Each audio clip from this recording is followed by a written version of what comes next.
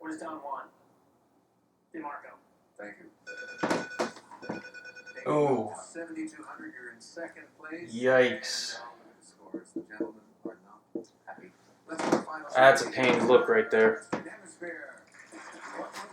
feel kind of bad for Brent there. He made a good wager on that daily double earlier. Now he's $100 short of where he needs to be against Annie. Welcome to the final wager. I'm Keith Williams.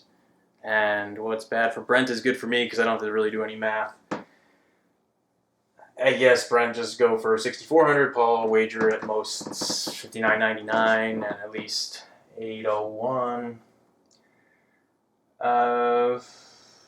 Tough game today. That the Mario Batali, Mario Lopez clue.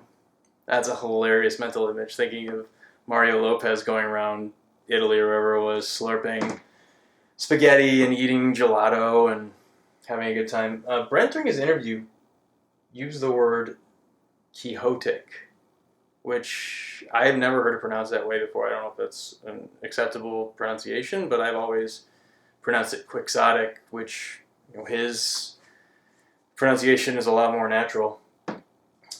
And yeah, that Paris coming question, I'm surprised no one got that. That was near the bottom of the board, wasn't it? 1871, that's kind of a Pavlovian. It's also, well, 1870, I think it was the year that they started they brought back, I should say, the French Republican calendar, which is just awesome. And if you don't know what it is, go look it up. Especially their days. They divide it into 10 hours of 100 minutes of 100 seconds. They had all new names for their... what? So I swear on a Leaf commercial, I just saw a Leaf commercial, but it wasn't Final Jeopardy. Whatever, go look up the French Republican calendar. It's great. I think this year would be, it was as of 1972. Oh no.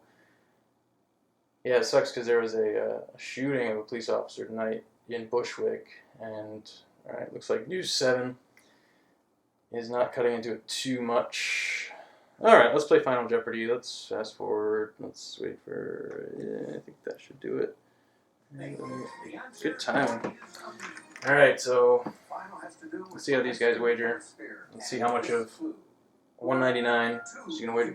And two major Panamanian ports are named after this European. Oh. Colombia and Columbus.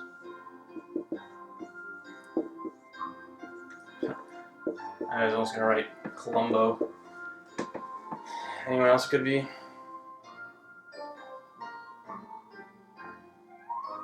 Hartford, Frankfurt.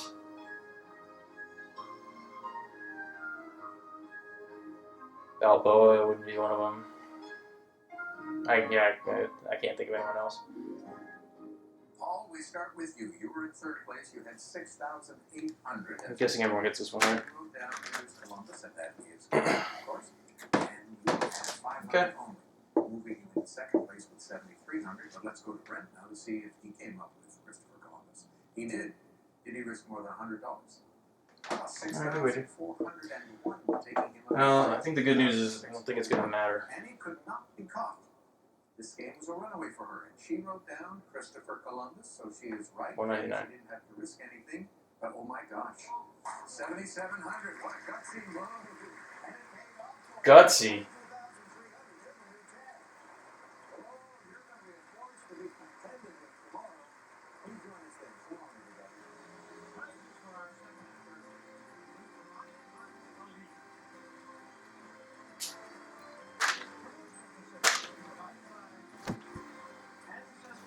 Alright, here's the thing about Trebek.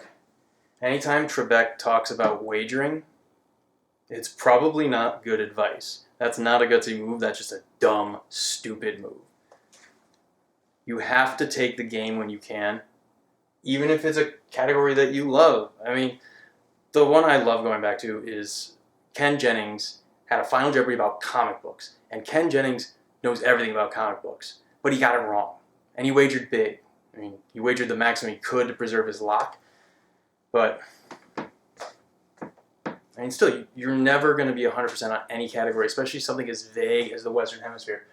And 7,700 If she gets it wrong, she's got 6,900, which still gives her above Paul. But Brent could have wagered 0 and maybe won this game.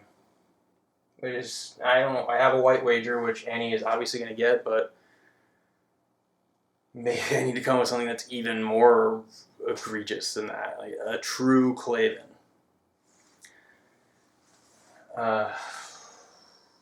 Okay. That's all I got. We will see you tomorrow, right here on the Final Wager.